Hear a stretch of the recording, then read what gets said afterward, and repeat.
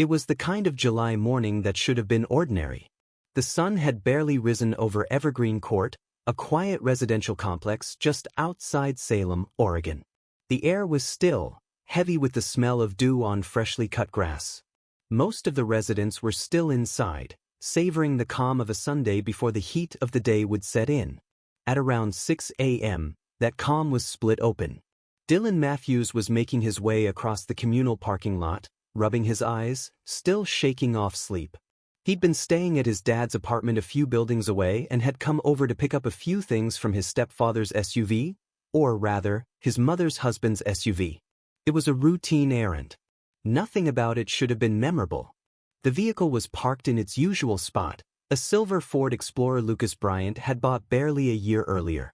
Dylan walked up, his mind on nothing in particular, and noticed the driver's door was unlocked.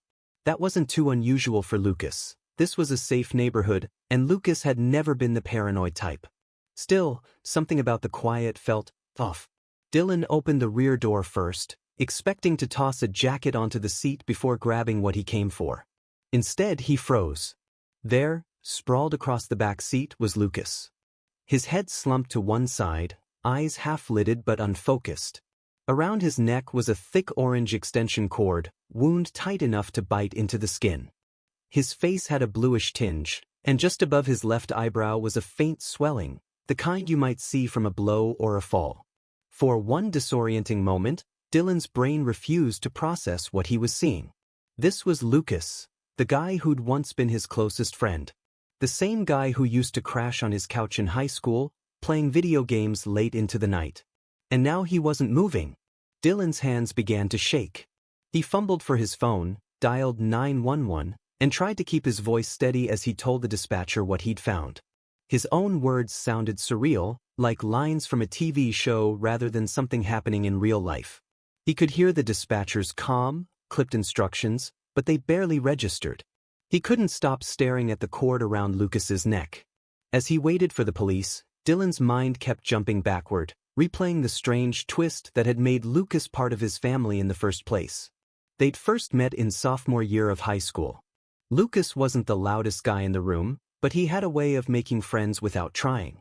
He wasn't afraid of hard work, even as a teenager. He took part-time jobs in construction and landscaping while the rest of them were still asking their parents for gas money. He wasn't the kind of kid you'd expect to see in trouble. After graduation, they drifted in and out of each other's lives, but there was always a mutual respect. Then, a few years later, Dylan had taken Lucas to his mom's bar for a drink. Marissa Hale was everything Lucas wasn't: outgoing, quick with a laugh, and unafraid to speak her mind. She was in her early 40s, but she carried herself with the confidence of someone who'd lived through a lot and come out the other side stronger. To Dylan, she was just Mom. To Lucas, she was something entirely new. The two hit it off almost instantly. What started as friendly banter over drinks became something more. Before long, Lucas was showing up at the bar even when Dylan wasn't there. By the time Dylan realized what was happening, his friend and his mother were a couple. It was awkward. He didn't know whether to be protective, resentful, or just confused. But they seemed happy, and after a few months, they got married. Against the odds, Dylan tried to accept it. They bought a 2-bedroom house on the outskirts of town, the kind of place with a tidy lawn and a small back deck. In public, they looked like the picture of contentment, holding hands at the farmer's market, laughing at inside jokes over drinks at the bar. It was strange, yes, but it seemed to work for them. Until this morning.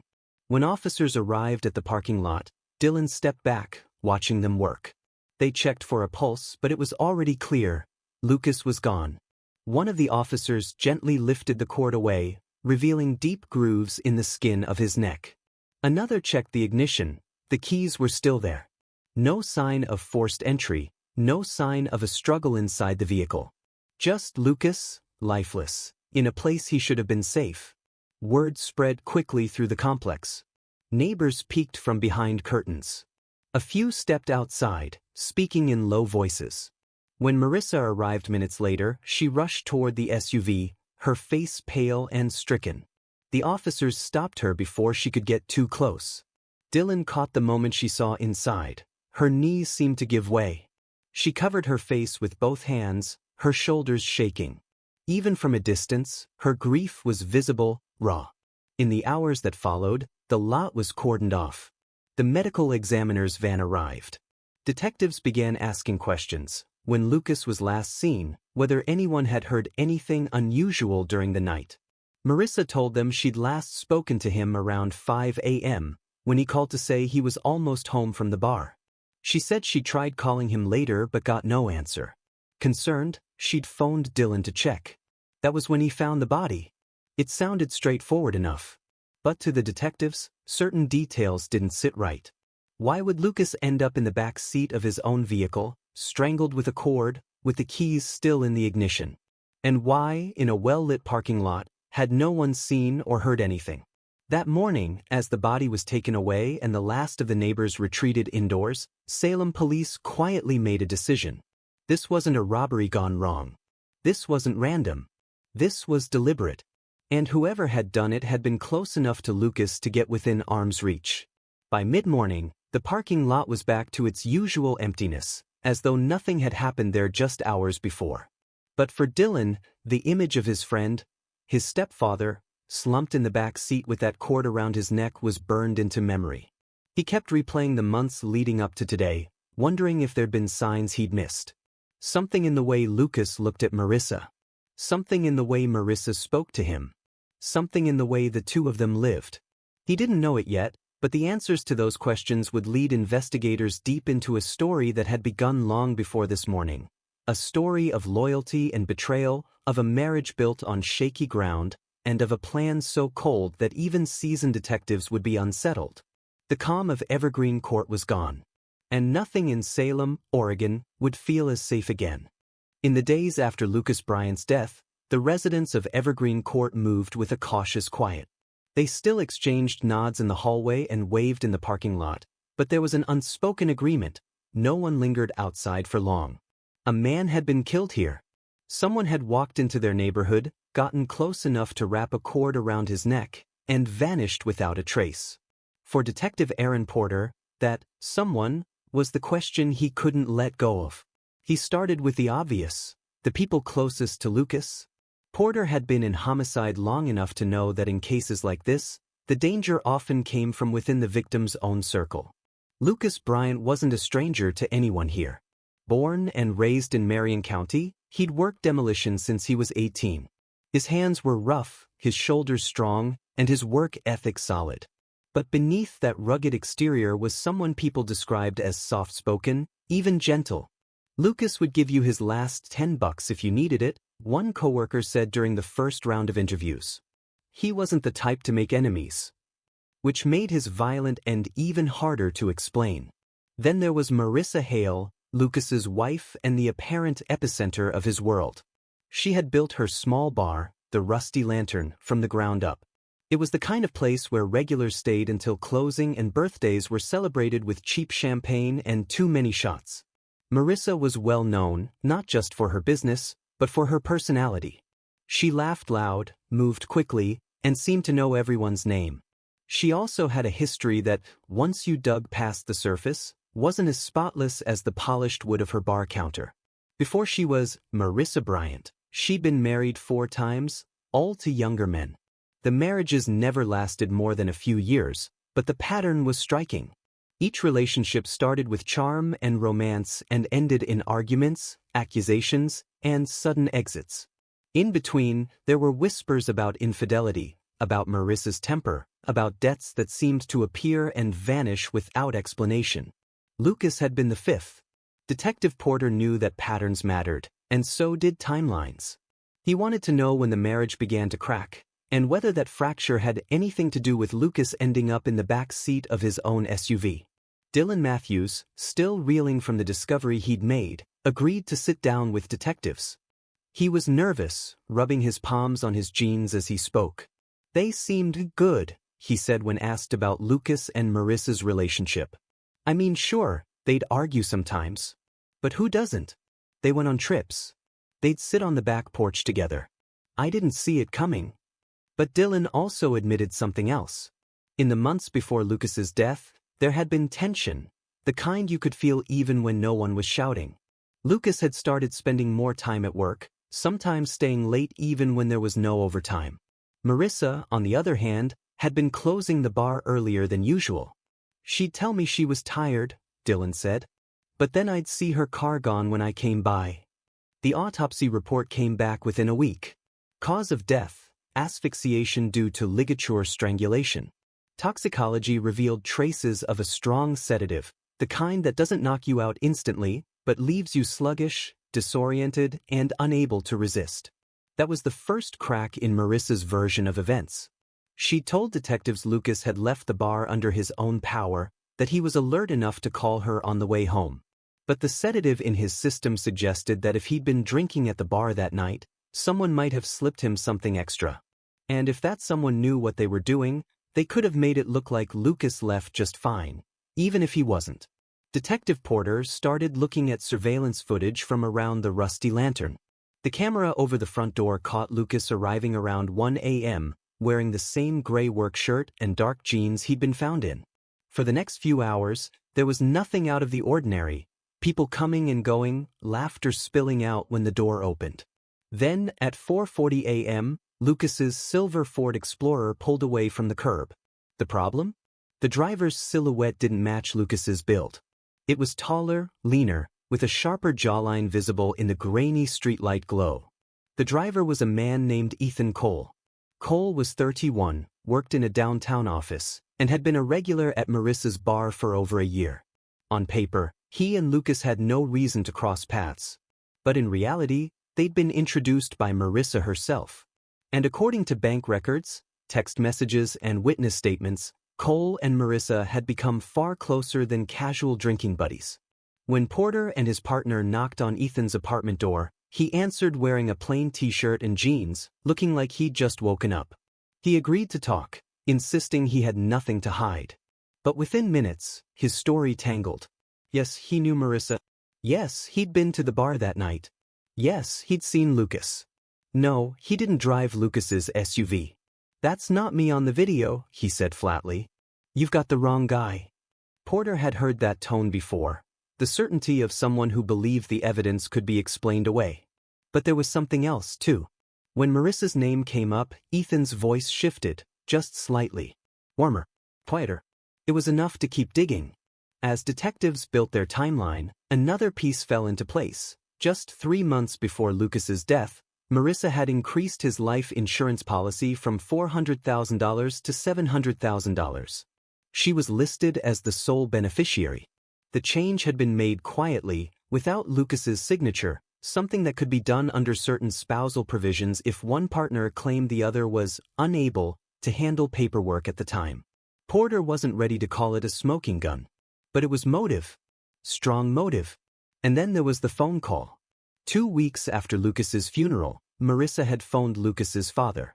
He expected condolences, maybe an update about the investigation. Instead, she said, "Don't bother thinking about Lucas's assets, just sign them over." It was blunt. Too blunt for a grieving widow.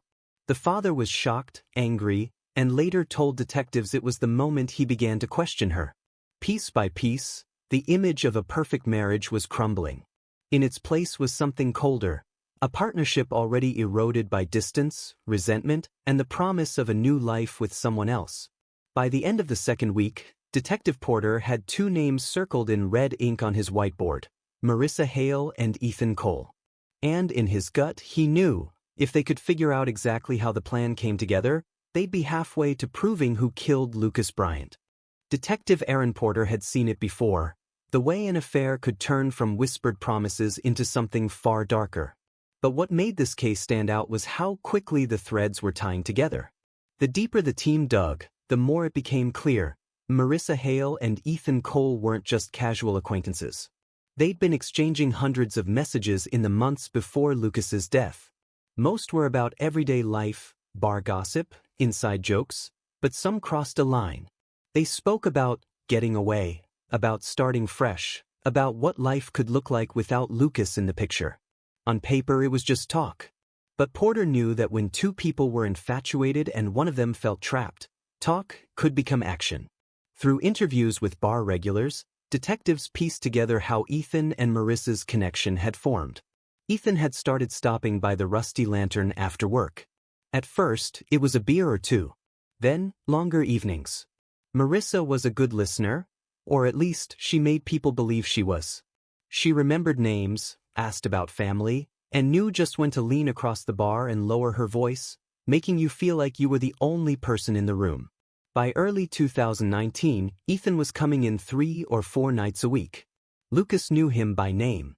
They'd even shared drinks together at the bar, sometimes laughing over sports on the TV above the counter. No one would have guessed that while Lucas nursed a beer, his wife and his drinking buddy were quietly building something behind his back. What made the case more chilling was how the plan to kill Lucas took shape. It wasn't a heat-of-the-moment outburst, it was deliberate. From phone records, detectives reconstructed one pivotal week in July 2019. Marissa had sent Ethan a text late at night, "I can't do this anymore." Ethan responded minutes later, "Then don't. We can fix this. You know how." 2 days later, another message from Marissa, "He's never going to let me go. Not without making my life hell." Ethan replied, "Then we take him out of the equation." Detectives believed that was the moment the plan solidified. The initial idea was simple. In a grim way, Ethan would slip into Lucas's house after closing hours at the bar.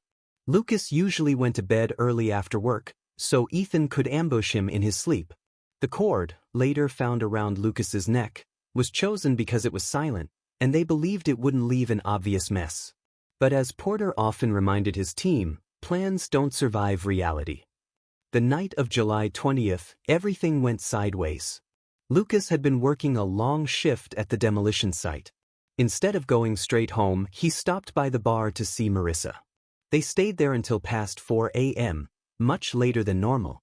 Whether it was the drinks, conversation, or just a restless night, Lucas arrived home later than expected. Ethan was already there. According to what detectives later pieced together, Ethan had slipped into the house through the side door, using a key Marissa had provided.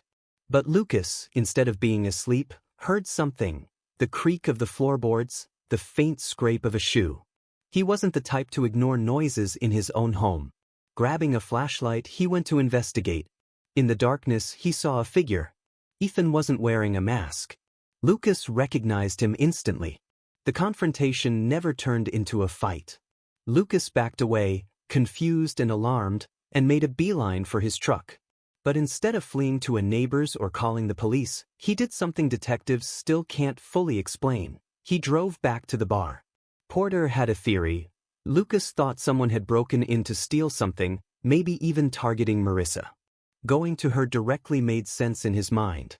He trusted her. That trust would be the last mistake he ever made. When Lucas walked into the Rusty Lantern in the early morning hours, the place was quiet. Marissa was behind the counter, wiping down glasses. She listened as Lucas told her about the thief in the house. She calmed him, poured him a drink, and suggested he take a few sips to settle his nerves. What Lucas didn't know was that the drink was laced with a sedative. Within minutes, he began to feel drowsy. His movements slowed, his speech slurred. Marissa texted Ethan, "Come now. He's here." Ethan arrived not long after. By then, Lucas was slumped in a chair in the back of the bar, eyes half closed. The rest happened quickly. The cord went around his neck. He was gone before the sun rose. To move the body, Ethan slid into Lucas's SUV, propping the man's body in the back seat. Marissa followed in her own car. They drove to the Evergreen Court parking lot, a spot they believed would be quiet enough at that hour and far enough from the bar to buy them time. The plan might have worked, if not for the cracks already forming. Surveillance cameras from nearby businesses caught glimpses of the SUV at odd hours. The autopsy revealed the sedative. And then there were the things neither of them could take back: Marissa's insurance changes, the text messages, the way Ethan's phone pinged near both the bar and the parking lot that morning. Even so, Porter knew cases like this could fall apart if the suspects stuck to their stories. There was no DNA from Ethan inside the SUV, no witnesses who saw Marissa put anything in Lucas's drink. The prosecution would need more than suspicion. That's when something unexpected happened. Ethan slipped. It wasn't in the interview room, where he sat with his arms crossed and his answers clipped. It was outside, after he thought the conversation was over. Porter's partner had walked him to the lobby, making casual small talk. Out of nowhere, Ethan sighed and said, "She told me it would be quick. That he wouldn't even feel it." The words hung in the air. The detective didn't react right away, just noted them in detail. In court, a defense attorney could argue that it was taken out of context, but to Porter, it was the first unguarded admission that the plan had been real. The next step was clear: turn one against the other. Detective Aaron Porter didn't believe in miracles, but he believed in pressure.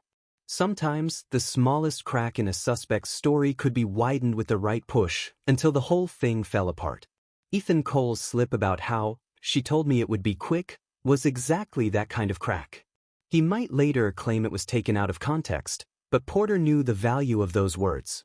In the language of investigators, it was a consciousness of guilt, the sort of thing people don't say unless they know more than they should. The challenge now was to use it without letting Ethan know just how damaging it could be. Porter and his partner agreed to keep Ethan talking. They brought him back for another voluntary interview, making it sound more like an opportunity to clear up misunderstandings than an interrogation.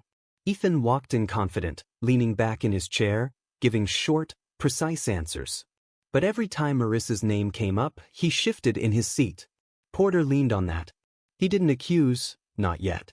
Instead, he planted seeds. "Ethan," Porter said casually, "we've spoken to a lot of people. Regulars at the bar, folks who saw you with Marissa. You two seemed close." Ethan smirked. "We're friends. Is that a crime now?" "No," Porter said. "But friends don't usually drive each other's husbands' cars at 4 in the morning." That wiped the smirk away. Ethan's jaw tightened. "I already told you, that's not me." Porter didn't argue. He just slid a still frame from the surveillance footage across the table. Grainy or not, the profile was unmistakable. Ethan stared at it for a long moment. "She said," he stopped himself, clamping his mouth shut. Porter let the silence stretch. In interviews, silence could be louder than shouting. Eventually, Ethan looked up. "She told me he was violent. That he'd hurt her before." She made it sound like it was self-defense. It wasn't a confession, but it was the first time Ethan had shifted the blame toward Marissa. That told Porter two things. Ethan was nervous, and he was already considering saving himself. Marissa, on the other hand, had been playing the part of the grieving widow so convincingly that even some officers in the department felt uneasy about treating her as a suspect. She came to the station dressed neatly, with her hair perfectly in place, bringing cookies for the hardworking detectives. She answered questions in a steady voice, dabbing at her eyes at just the right moments. But Porter had seen the insurance paperwork. He'd read the text messages. And he'd heard about the call to Lucas's father asking for assets just 2 weeks after the funeral. All that polish didn't change the math. When Marissa sat down for her interview, Porter tried a different angle. He didn't start with accusations. He started with Ethan. "Ethan's been talking," he said plainly. She blinked, her smile flickering. "Talking about what?" "About that night. About what really happened after the bar closed." Marissa leaned back, crossing her arms. "You can't believe him. He's been obsessed with me for months. If he's saying things, it's because he wants to drag me down with him." Porter nodded slowly, as though considering her words. "So you're saying he's lying to protect himself?" "I'm saying he's desperate," she replied, her voice steady. "And if you think I had anything to do with this, you're wasting your time." It was a practiced denial, but Porter caught the flicker in her eyes when he mentioned Ethan. It wasn't fear of him lying. It was fear of what he might admit if he thought she'd turned on him first. The strategy from here was textbook: divide and conquer.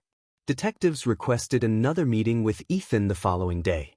This time, they came in with a thicker file: the insurance documents, the phone records showing his number pinging near both the bar and the Evergreen Court parking lot, and most importantly, a copy of the autopsy showing the sedative in Lucas's system. Porter slid the report across the table. "That's not something you find in a normal drink, Ethan. Someone put it there. And unless you want to be the one holding the bag, you need to tell us exactly how it got there." Ethan hesitated. His hands fidgeted on the table.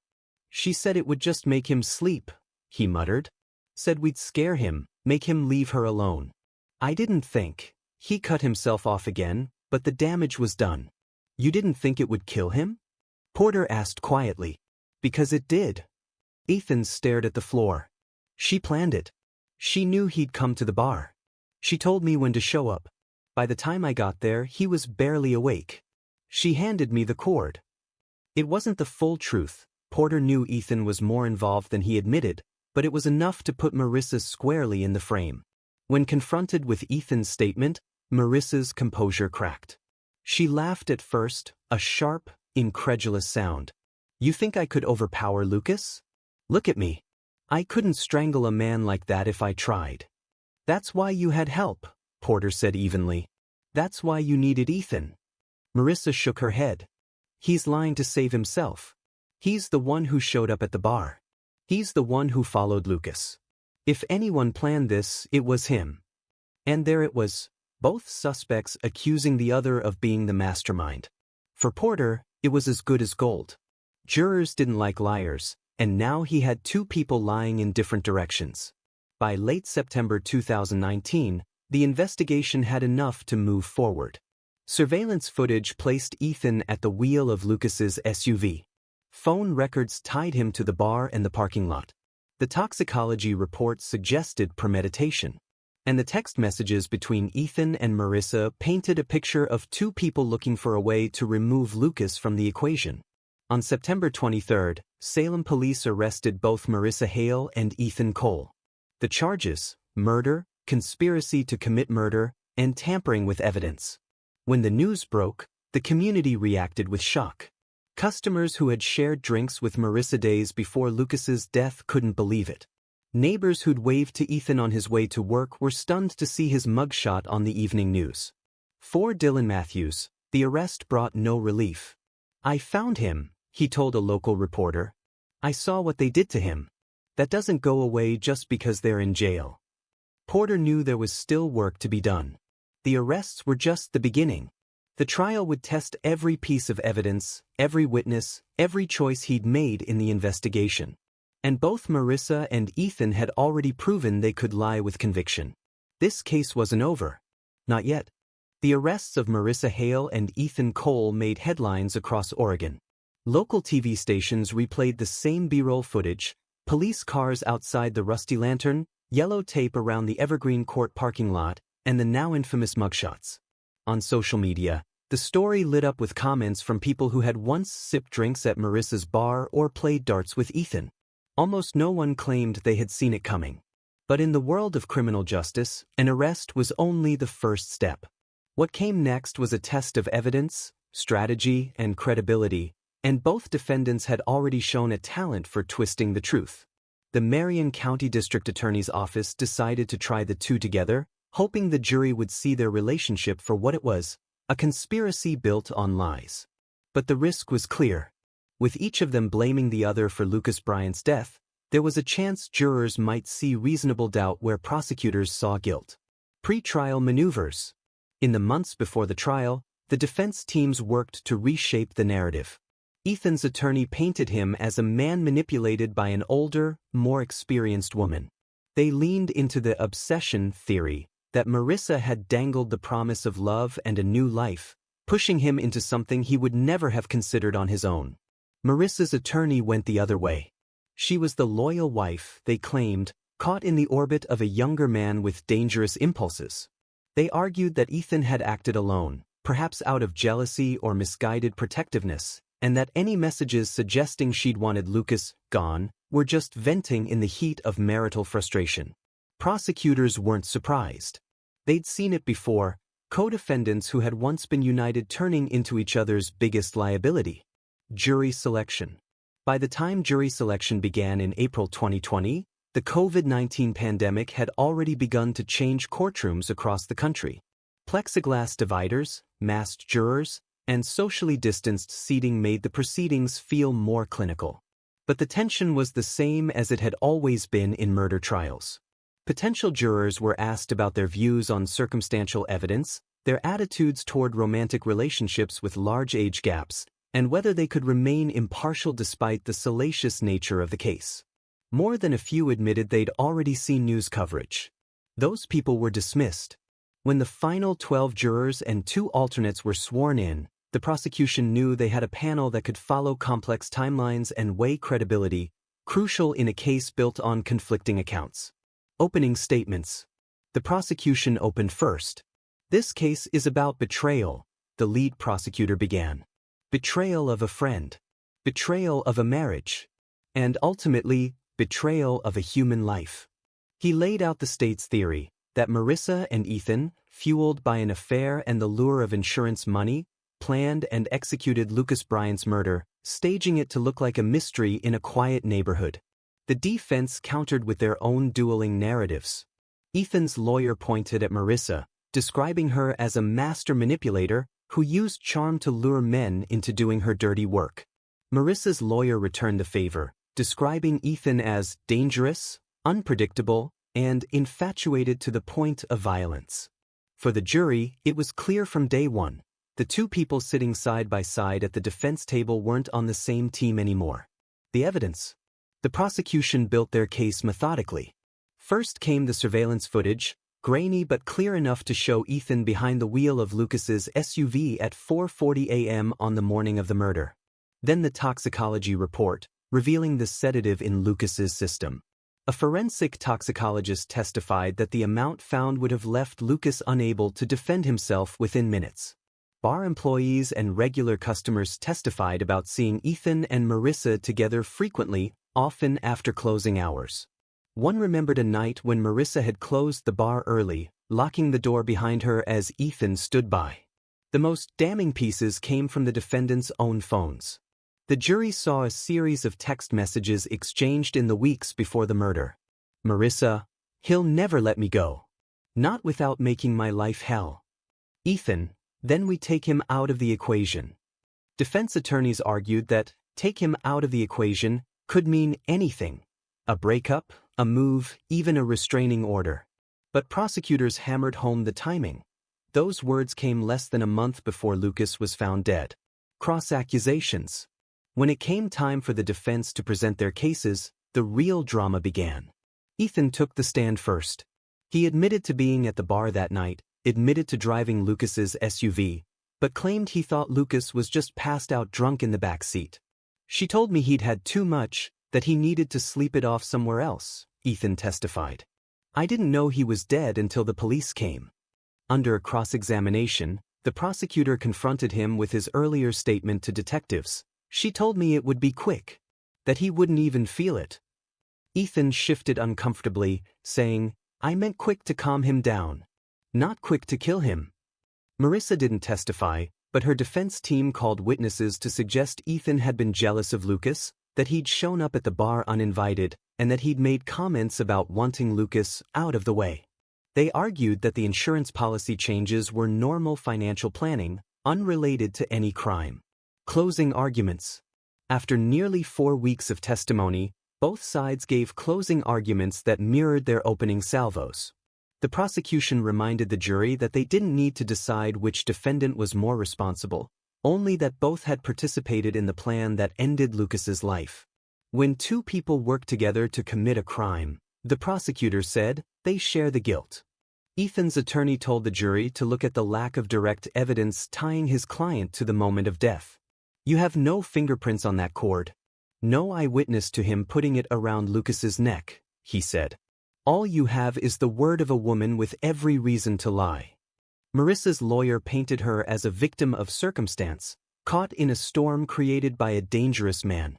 If she truly wanted her husband dead, he argued, why would she bring him back to the bar? Why wouldn't she let him go home and sleep? The state's story doesn't make sense. Deliberations.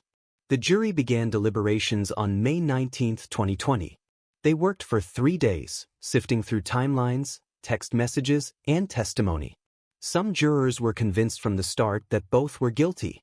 Others struggled with the lack of physical evidence tying Marissa directly to the act. In the end, they reached a compromise, one that reflected their belief that both had played a role, but perhaps not equally. On the 4th morning of deliberations, the court clerk's call came in. The jury had reached a verdict. Word spread quickly. By the time the bailiffs opened the doors, the gallery was nearly full, reporters with notepads poised, family members of both Lucas Bryant and the defendants sitting stiff-backed, and a scattering of curious locals who'd followed the case since the arrests. Marissa Hale entered first, dressed in a charcoal gray blazer over a pale blouse, her hair pulled back in a tight, deliberate style. Ethan Cole followed, wearing the same navy suit he'd worn for much of the trial. They didn't look at each other. Not once. If the early days of their relationship had been marked by stolen glances and private smiles, that time was long gone. Now, they were two defendants bound together only by circumstance. Judge Frank Dalton took his seat, his expression neutral. He reminded the gallery to remain silent no matter the outcome, then turned to the jury foreperson. "Has the jury reached a verdict?" "Yes, Your Honor," the foreperson replied. The tension in the room was tangible. You could hear the rustle of paper as the verdict forms were handed over, the scratch of the judge's pen as he read them silently before passing them back. The reading of the verdicts. The clerk stood, holding the sheet in a steady voice. In the matter of the state of Oregon versus Marissa Hale, on the charge of murder in the first degree, we the jury find the defendant guilty. Marissa's face didn't move. She blinked once, then looked down at her hands, folded neatly in her lap. On the charge of conspiracy to commit murder, we find the defendant guilty. A murmur rippled through the gallery, quickly silenced by the bailiff's sharp order. Then it was Ethan's turn. In the matter of the state of Oregon versus Ethan Cole, on the charge of murder in the first degree, we the jury find the defendant guilty. Ethan's jaw tightened, but his eyes stayed fixed on the judge. On the charge of conspiracy to commit murder, we find the defendant guilty. Lucas's father, seated in the second row, closed his eyes and exhaled. For him, it wasn't triumph. It was a confirmation of something he'd known since the moment detectives came to his door, that his son hadn't just been taken by chance or by a stranger, but by people who should have been the last to harm him. Impact statements. Before sentencing, Oregon law allowed for victim impact statements. Dylan Matthews, still carrying the weight of finding Lucas's body, stepped up to the podium. His voice was steady at first, then broke halfway through. "I trusted both of you," he said, looking at Marissa and Ethan. "Lucas trusted you. He cared about you. And you used that trust to set him up for the worst kind of betrayal. I see your faces every time I walk into a parking lot. I still hear the sound of my own voice calling 911. And I can't unsee what you left behind in that SUV." Lucas's father spoke next. He talked about the son who'd worked hard, who'd stayed loyal to his friends, who'd believed in love even after hardship. "I hope you think about what you did every day," he said quietly. "Because I do." Neither defendant responded. Sentencing. Judge Dalton reviewed the aggravating factors: the premeditation, the use of a sedative to incapacitate the victim, and the financial motive evidenced by the life insurance changes. He acknowledged the lack of a prior violent criminal record for both defendants but concluded that the nature of the crime outweighed any mitigating circumstances. "Ms. Hale," he said, turning to Marissa, "your actions displayed calculated planning and a willingness to exploit the trust of those closest to you. You orchestrated this killing, and you involved another person to carry it out.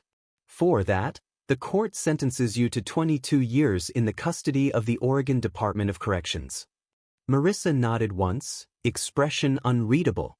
"Mr. Cole," the judge continued, "you had multiple opportunities to walk away from this plan. Instead, you participated fully in ending another man's life. The court sentences you to 18 years in the custody of the Oregon Department of Corrections." Ethan swallowed hard but said nothing. As deputies led them from the courtroom in opposite directions, the image was striking. Two people who had once been entwined in secrecy and infatuation now walking separate paths toward prison cells. Their bond, once strong enough to plot a murder, had dissolved into mutual condemnation. For the Bryant family, the verdicts brought closure of a kind, but not peace. "It doesn't bring him back," Dylan said to a reporter outside the courthouse. "It just means we can stop wondering if they'll get away with it." The Rusty Lantern closed its doors within weeks of the verdict, the building standing vacant with a faded "for sale" sign in the window. Locals said it was strange to pass by, knowing what had been planned inside. Detective Aaron Porter moved on to other cases, but he kept a photo from this one in his office, not of the defendants, not of the crime scene, but of Lucas Bryant smiling at a summer barbecue years before his death. It was a reminder of why he did the job. Not for the headlines, but for the people whose lives had been stolen and the families left behind. With the trial over, the story slipped from the front page, replaced by newer crimes and fresher scandals. But for those who had lived it, for Dylan, for Lucas's father, for the jurors who'd sat through weeks of conflicting stories, the case would never really be over. It would live in the quiet moments, in the memory of a life ended too soon, and in the knowledge that betrayal can come from the people you least expect. When the echo of Judge Dalton's gavel faded, the courtroom air seemed to change. The clatter of pens, the shuffle of papers, the murmurs from the gallery, all of it felt muted, as though the room itself knew the story had reached its final legal chapter. Deputies moved in quietly. Marissa Hale and Ethan Cole were each handcuffed in turn, led away through separate doors. They didn't look at each other. In fact, the last time their eyes had met was during a recess earlier in the trial, a glance so brief and cold that even the bailiff noticed. Whatever connection had once bound them was gone, replaced by the silent hostility of co-defendants who had spent months dismantling each other's stories. For the Bryant family, it was a moment they had been waiting for since July 2019. And yet, as Lucas's father later told a local news station, it wasn't relief. It wasn't joy. It was just final. Like the end of a book you never wanted to read. Life after the verdict. Dylan Matthews, the man who had found Lucas's body, didn't return to Evergreen Court after the trial. He moved to a neighboring town, taking a job that kept him on the road. "I couldn't walk past that parking lot every day," he admitted. "Every time I saw a silver SUV, I'd get that flashback. The door open. Him sitting there. I can't unsee it." The Bryant family sold Lucas's house within a year. Neighbors said the new owners repainted the exterior and redid the landscaping, but for those who knew the history, the sight of that front porch still stirred a heaviness. As for the rusty lantern, it never reopened. The liquor license was surrendered, the lights switched off, and a faded "for sale" sign hung crooked in the front window. The building stood empty for months before a coffee shop finally took over the space. Even then, some locals admitted they couldn't enjoy a latte there without remembering the late-night planning that had happened under that same roof. Inside prison walls. Marissa began serving her 22-year sentence at Coffee Creek Correctional Facility, Oregon's only women's prison. Staff noted her tendency to stay on the periphery, polite but distant, rarely engaging in gossip or group activities. Those who knew her case speculated she was wary of letting anyone get too close again. Ethan started his 18-year sentence at the Snake River Correctional Institution. His intake file noted no gang affiliations, no substance abuse history, and a reserved demeanor. But in the inmate rumor mill, his conviction, and the fact that it involved a woman nearly 11 years his senior, made him a frequent topic of whispered conversations. Neither appealed their convictions. The story in the public eye. True crime blogs and podcasts picked up the case within months of sentencing. It had all the elements that drew an audience: a love affair, a financial motive, and the shocking twist of a perfect widow turning out to be anything but. Some painted Marissa as a cold-blooded mastermind who used charm as her weapon. Others saw Ethan as a willing accomplice whose loyalty, or infatuation, drove him to murder. A smaller group still speculated whether one of them might have played a bigger role than the court determined, but the verdicts stood. For Detective Aaron Porter, seeing the case dissected online was a strange experience. He knew the reality was messier than a podcast episode could convey. "People want villains and victims in neat boxes," he told a journalist. "But in cases like this, there's a lot of gray. The one thing that's black and white is that Lucas is gone, and it didn't have to be that way." A cautionary tale. In Salem, the case became a cautionary tale told quietly in bars and coffee shops. It wasn't about the specific crime so much as the lesson beneath it, that betrayal often comes from close to home, and that trust, once given, can be the very thing that destroys you. Older residents remembered seeing Lucas and Marissa walking hand in hand at the farmer's market. They remembered Ethan leaning casually against the bar, sipping his drink, chatting with Lucas as though nothing was wrong. To them, the hardest part to reconcile wasn't the violence, it was the deceit. For Dylan, that's what lingered most. "If you'd asked me back then," he said, "I would have said those two would have my back in a fight. I never thought I'd be the one standing between them in a courtroom." The last word. In the end, the state's case hadn't relied on one piece of damning evidence. It had been built on accumulation: the sedative in Lucas's system, the surveillance footage, the insurance policy changes, the text messages, and the suspect's own shifting stories. Each fact by itself might not have been enough. Together, they painted a picture that a jury couldn't ignore. And so the file marked State of Oregon versus Marissa Hale and Ethan Cole was closed, the evidence boxed and labeled, the exhibit stored away. But for those who lived it, the closing of the file didn't mean the closing of the wound. Lucas Bryant's grave is in a small cemetery just outside Salem. His headstone is simple: name, dates, and the words, "Loved by all who knew him." Dylan visits once a year on the anniversary of the day he found him, leaving a bottle cap from whatever beer Lucas had favored at the time. "It's stupid," Dylan admits. "But it's what we used to do after work. I figure he'd get the joke." The case is over.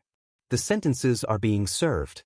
But the story of love turned lethal, of trust turned into a weapon, will keep echoing in Salem for years to come. Because sometimes, the most dangerous person in your life isn't the stranger in the shadows.